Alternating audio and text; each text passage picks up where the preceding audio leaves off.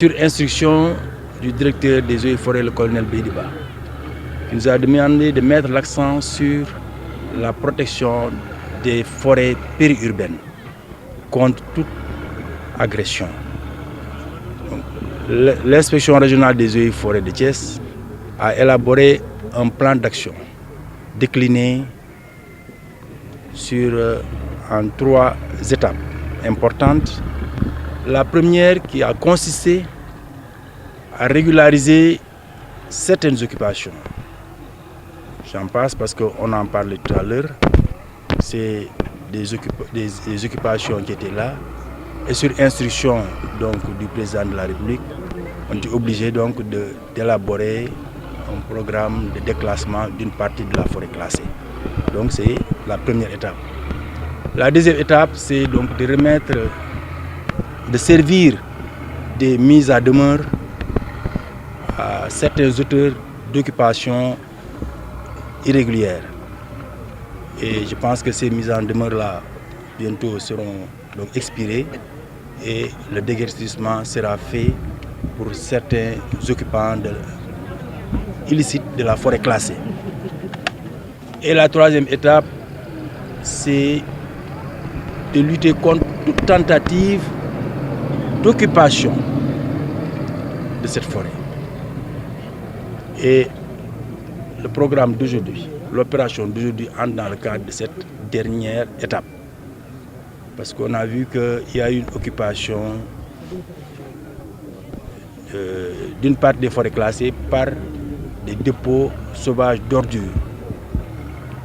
Et le service des eaux et forêts, avec l'appui bien sûr de certains de ses partenaires, a jugé nécessaire d'enlever toutes ces ordures ménagères et essayer aussi de les traiter avec l'appui du CG.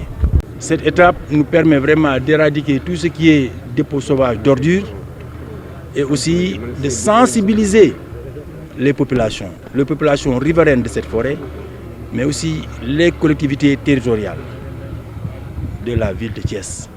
Parce que toutes ces ordures nous viennent de la ville de Thiès. Il faudrait qu'on essaie de réfléchir ensemble avec les autorités administratives et les autorités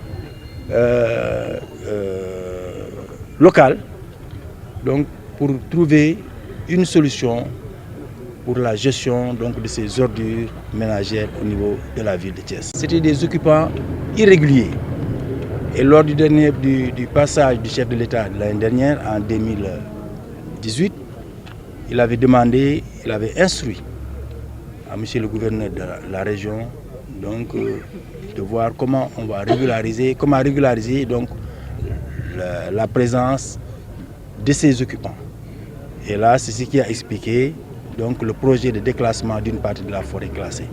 Donc là, je pense bien que le dossier va aboutir sous peu et que bon, ces gens qui sont déjà des occupants irréguliers vont voir leur situation se régulariser.